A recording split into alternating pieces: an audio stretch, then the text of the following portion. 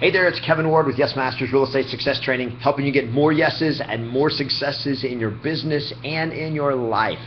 And I got an awesome question from one of my coaching members. In fact, this is a question that I get occasionally, and it is one of those difficult situations when you have a listing, and that is when it is tenant occupied. How do you sell a tenant occupied listing when the tenant doesn't want to cooperate in showing the property, or how do you get the tenant to cooperate in showing the property? And so I wanted to just do a quick video on how do you get a tenant to cooperate in selling a property. When it comes to showing, they got to keep the house clean.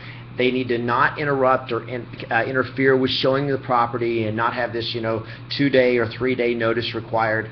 Anytime you have that, you're going to lose buyers. And so the best way to deal with that is up front. You got to deal with this before the situation starts. So I just made some notes here on how do you deal with a tenant-occupied property when it's your listing. So number one is, with the seller, make sure you know what the lease says about the tenant's requirements in terms of cooperating in the sale of the property, and what kind of notices does the seller have to give to the landlord, have to give to the tenant, and so forth.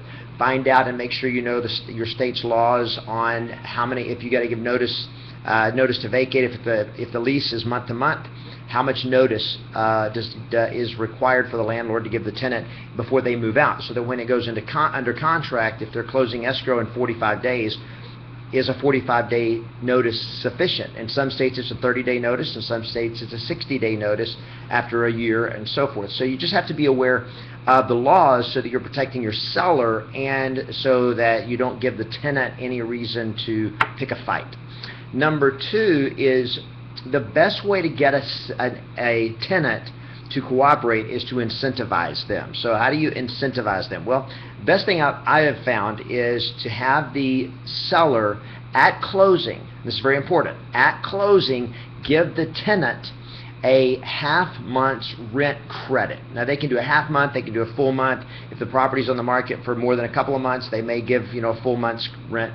But ideally, if you know what you're doing and you can get a property sold in 30 days or less, or even 60 days, at closing, the tenant, if they cooperate and they don't interfere with showings and the house is kept clean and easy to show and so forth, then at closing the seller actually writes a check to the tenant for half a month's rent, basically a rebate. They give it back. Now the big mistake is what some sellers do is they give a discount to the tenant. Says, okay, I'm going to put the house on the market, and if you'll cooperate, I'll let you pay 50%.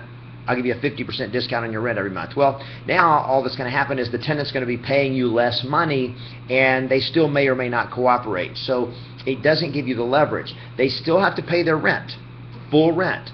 And then at closing, when the property closes, or if they're moving out, when they move out, the seller will give them back a half month's rent, assuming they have cooperated with every showing. They have not basically refused any showing. They have cooperated in terms of the showing times. Typically, a 2 to 4 hour notice should be plenty. You want them to have the same showing requirements that you would want a seller to have. You don't want to miss a buyer because you got to have a 24-hour notice. Now, if this is if it's a mansion, it may be a little different. But if it's a regular bread and butter residential property, then they keep the house clean. A 2-hour notice should be plenty for everyone.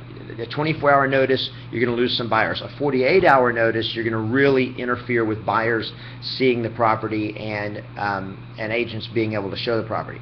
Okay, so that's the setup. And once you get the seller to agree to that, now the key is you meet with the tenant. You've got to sit down with the tenant, and you've got to create an alliance with the tenant. It's got to be collaborative. If the tenant is your enemy, if you make the tenant an adversary, you treat it like you got to do what we say or else because the lease requires it, then you're going to get all kinds of resistance. They're not going to cooperate, and it's going to be bad. So you want to meet with them, and you treat them with every bit as much respect as if they were the homeowner.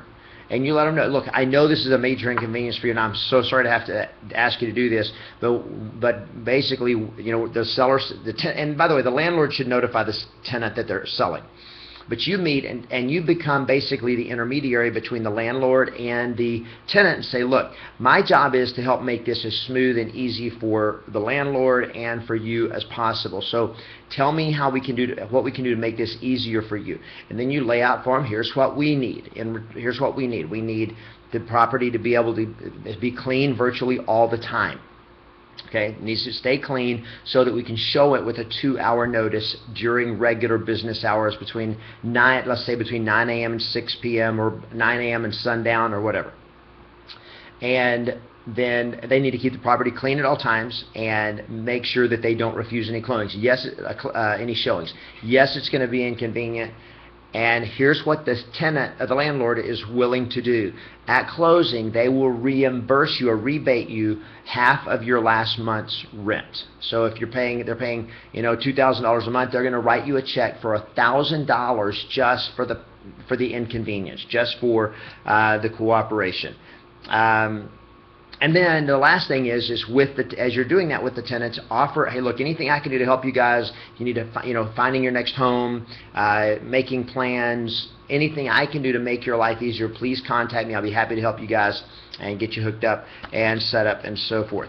The main thing is that you respect them and treat them as important as a seller. Paint a rosy picture. This is going to go fast, and if you guys, if we can make everything go smoothly, and we get the showings without any difficulties and so forth, then we get more buyers in here faster, a little bit of an inconvenience, but we get the best offers and we get the property sold fast, so you're not being inconvenienced for month after month after month. If everything goes well, this should happen in less than a month, and you're done. And if you price the property right, and it looks great, and the tenants cooperate, it should be sold. In most markets, it should sell in less than a month. So that's what you do. If this video helps you, if you like it, click the thumbs up button on it, comment on it, ask any questions. We'll talk soon.